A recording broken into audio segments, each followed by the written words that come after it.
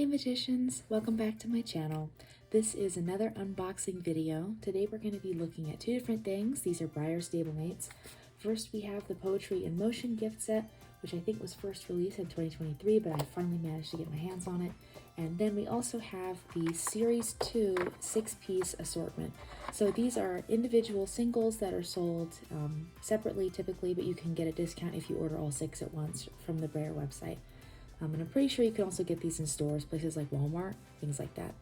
So today we're going to just be getting these models out of their plastic, setting them free, and then talking about each one individually for a little bit. So if you're ready to hang out and ramble about model horses, then you came to the right place. The first model I'm going to take a look at is this Mustang right here. So let's get him out of his packaging and see what he looks like.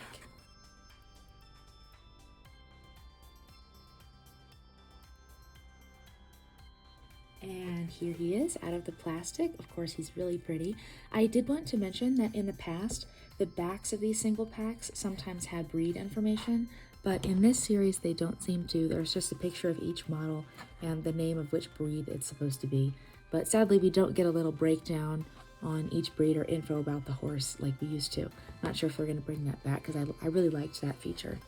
But either way, this is a really pretty model. He is on the G3 Rearing and Illusion mold, but the packaging says he's supposed to be a Mustang, of course. And he's a gray Pinto Overo. There's only one white patch right here across his shoulders.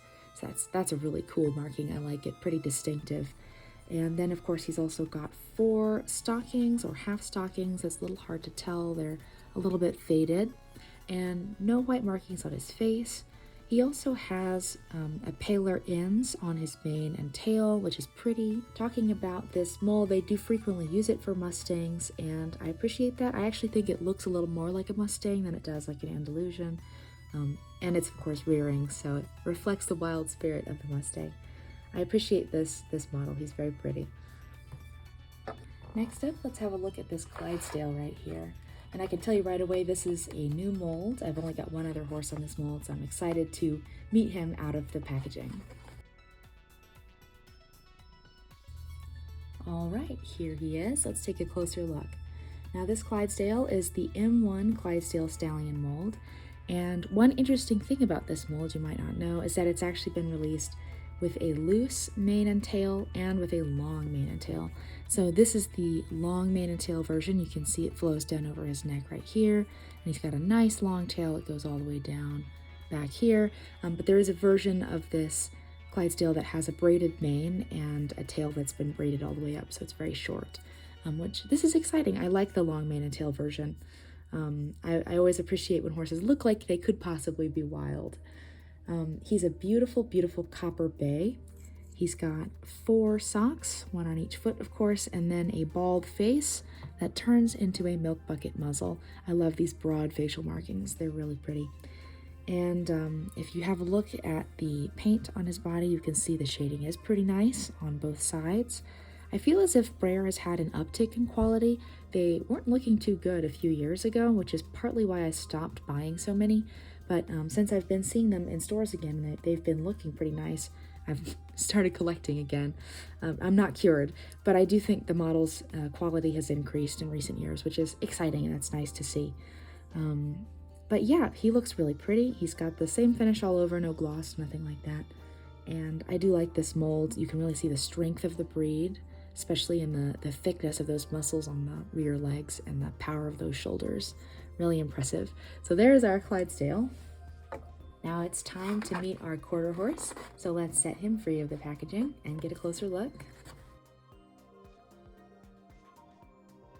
And here he is. Just look at that color. What a fiery chestnut. There's really nice shading on both sides of the body as well as the mane and tail. You can see they get a little bit darker here. Especially the tail, that contrast looks really nice.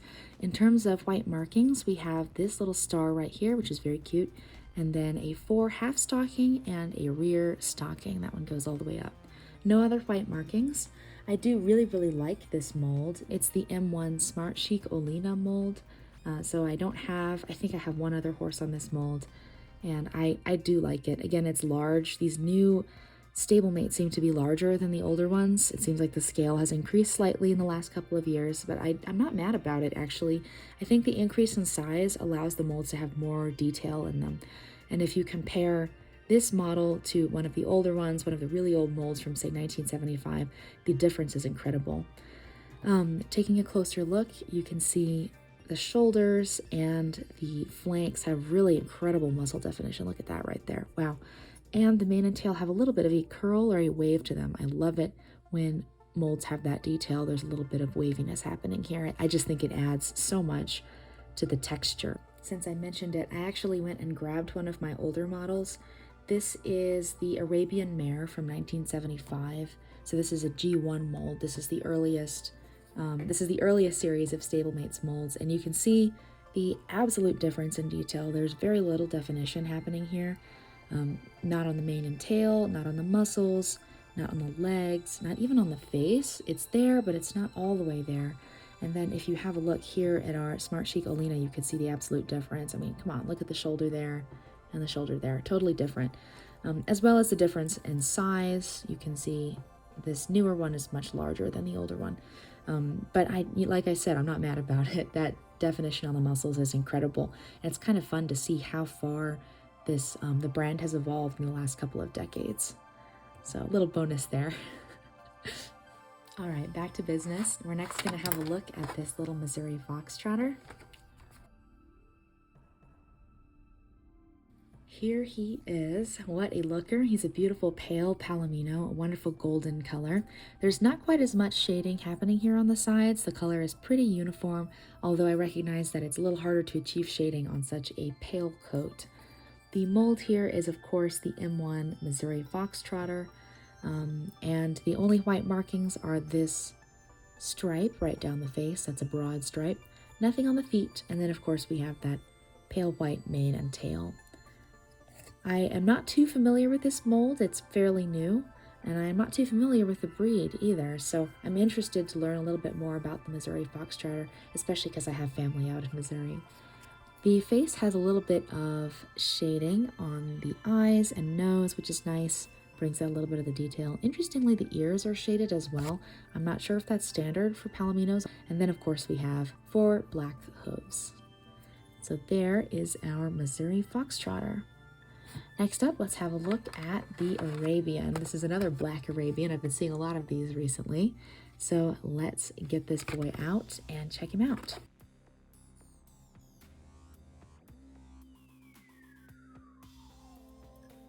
Okay, here is our beautiful galloping Arabian stallion, and this is a G5 mold, so also pretty new, and you can see that he is pretty much just solid black, and he's also got this wonderful shiny finish on the paint. He's a little shinier than the other horses we've seen so far.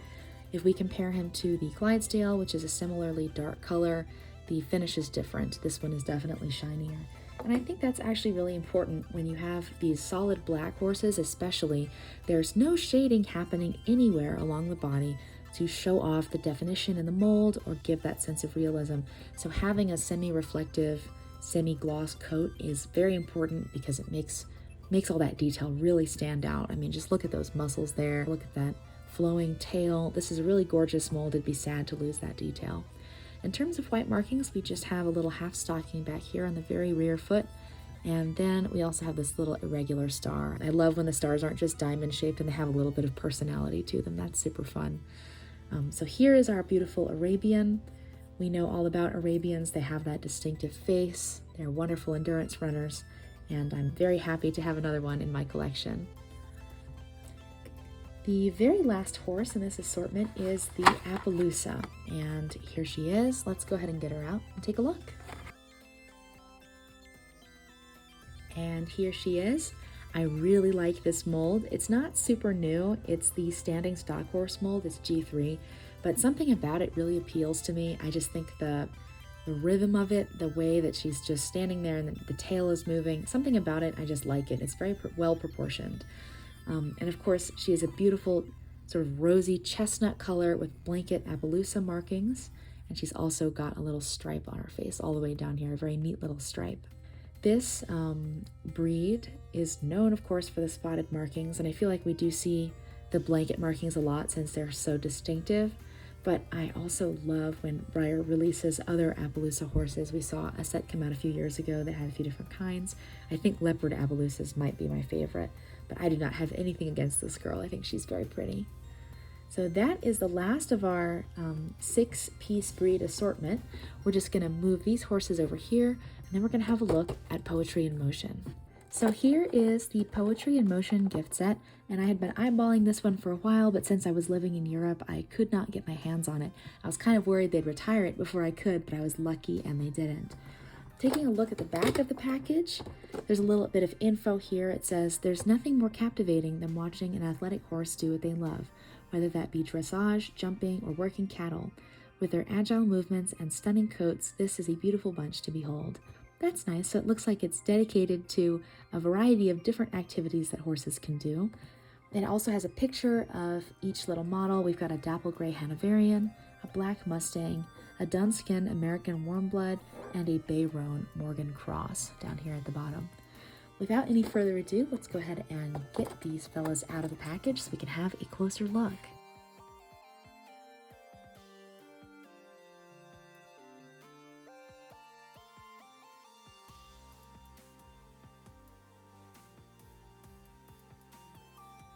Awesome, so our 4 little horses have been set free. It's nice to see such a variety of colors. Typically we'll get a bay, a chestnut, maybe a pinto. This time we've got something a little bit different. First, let's have a look at the Black Mustang. This is the G5 running mare mold, which is also sometimes called Esperanza. I'm not sure if she's supposed to be an Arabian, but it looked like she might be. And she's just got 4 beautiful white stockings and of course this stripe down her face. So she's really cute. I think this mold was released a few years ago as part of the Breyer Spirit collection. She was supposed to be a character from the movie. And really the only thing I don't like about it is the tail. I feel like it's a little too stiff. It doesn't look like it's moving naturally with the rest of her. It's a bit too long as well.